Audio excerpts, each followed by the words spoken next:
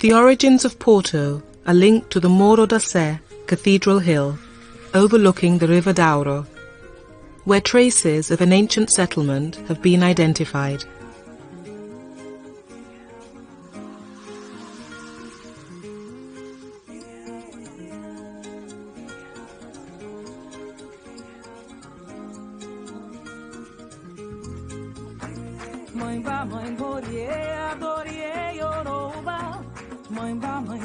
The Sé, or Cathedral of Oporto, is a Romanesque structure dating from the 12th and 13th centuries that underwent great changes in the Mannerist and Baroque periods of the 17th and 18th centuries. The exterior of the Sé still calls to mind a temple fortress crowned with its battlements.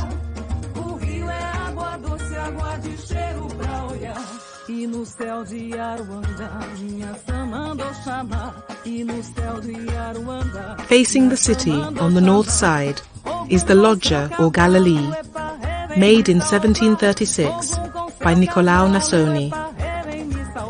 The staircase leading to this loggia was altered, and only the central arch remains. The vaulted five-sectioned portico has azulejos, which are glazed tiles, lining the walls, which are the work of Alves da Sé. The intensive use of decorative tiles covering the outside of the buildings in Porto is something the visitor will undoubtedly notice.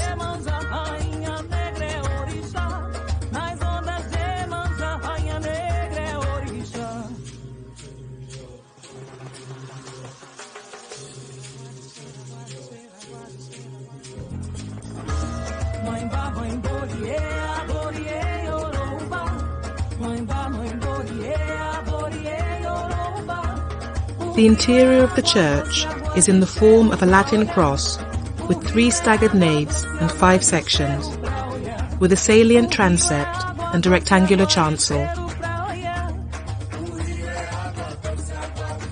One's attention is drawn to the Baroque chapel with its magnificent altarpiece, and the altar of the Chapel of the Holy Sacrament, dating from the 17th and 18th centuries. Other Baroque chapels are dedicated to saints like St. Peter. The back of the chapel has maintained the form of the primitive apsidal chapel on a pentagonal plan.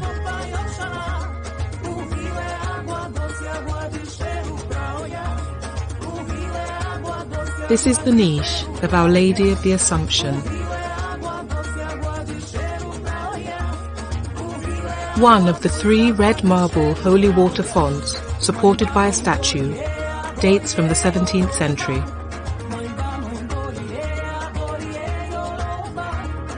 The baptistry contains a bronze bas-relief by Antonio Teixeira Lopes. The second city wall was started around 1336 and concluded in 1376.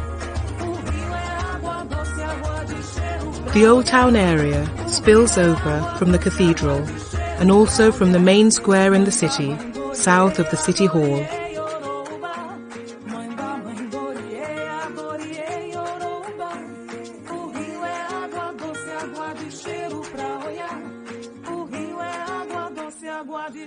St. Francis's Gothic church, with its 3 naves, is also known for its remarkable Baroque carvings.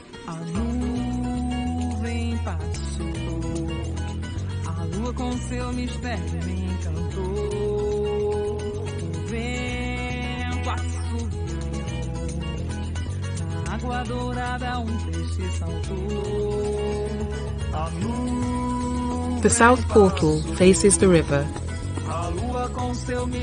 The interior is a triumph of Baroque decorative richness. Altars, walls, vaulting and pillars disappear beneath a forest of 17th and 18th century carved and gilded wood. The tree of Jesse is carved in multicolored wood.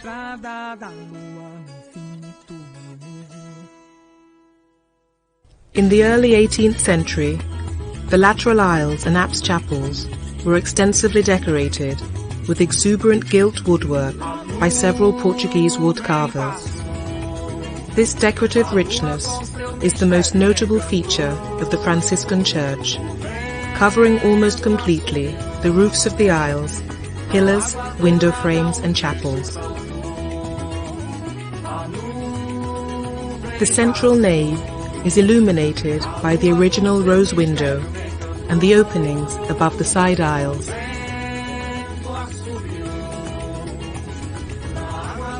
The earlier Franciscan austerity has been completely superseded by the ostentatiousness of the 370 kilos of gold that cover the Baroque carved woodwork.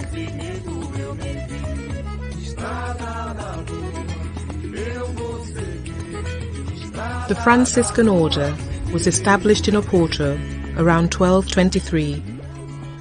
Initially, the order was antagonized by the secular and clergy of other religious institutions, particularly by the Bishop of Oporto. It took a papal bull to restore to the Franciscans the plot of land previously donated to them.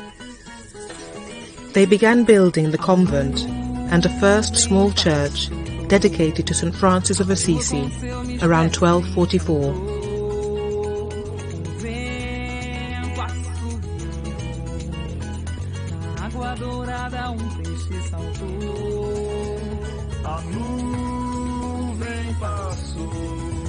The construction of the Misericordia Church began in 1555, and the decorative tiles were assembled and laid by Domingo Staroccia in 1629 to 1630.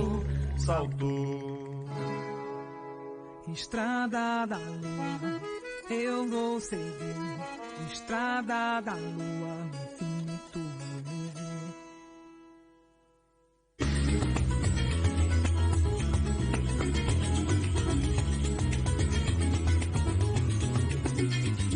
A nuvem passou, a lua com seu mistério me encantou. The new Santo Ildefonso Church, whose architect is unknown, was built between 1730 and 1737. Contrary to the graceless facade, the chancel retable displays all the elegance of its new structure. The design of the engraving work was done by Nicolao Nasoni.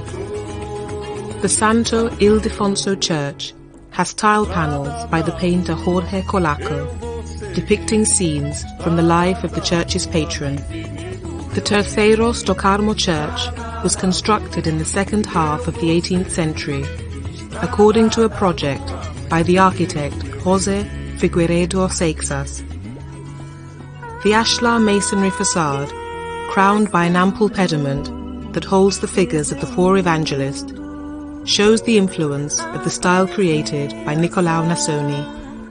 The lateral facade of this church was covered in 1912 with a painted tile panel, with drawings by Silvestre Silvestri, showing figurative compositions alluding to the devotion of the Virgin Mary. This architectural set, the Clerigos Church and Tower, was built between 1732 and 1773.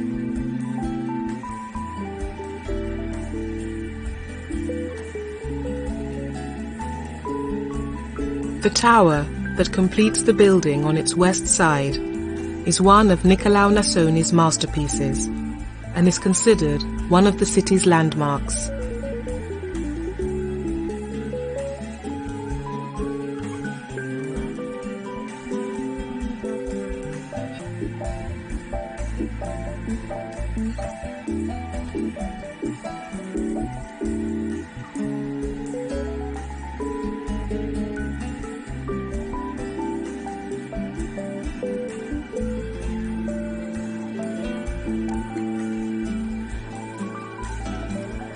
The intensive use of decorative tiles covering the outside of the buildings in Porto was intensified by Brazilian immigrants during the 19th century and marks the golden period of tiles decorating facades.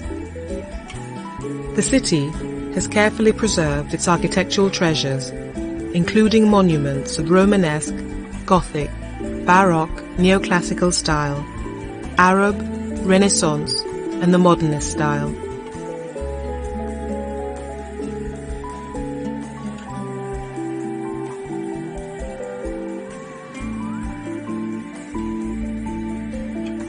The São Bento railway station was built in the early 20th century on the site of the former São Bento de Ave Maria convent, thus keeping its name.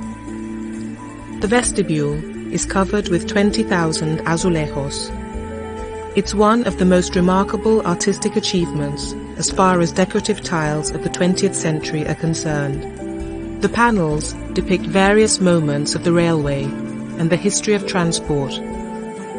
The majority of the town hall buildings lining the square are neoclassical in design, and the town hall was designed later in the 1920s to fit into this style.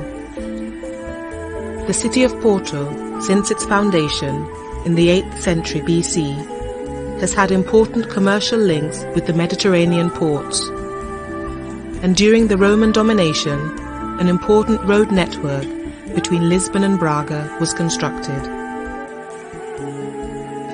Situated on the right bank of the River Douro, very close to its mouth, the city of Porto has a historical centre that still preserves a strong identity, forged over many centuries, and clearly visible in its remarkable buildings and unique urban fabric, enlivened by the great vitality of the local inhabitants.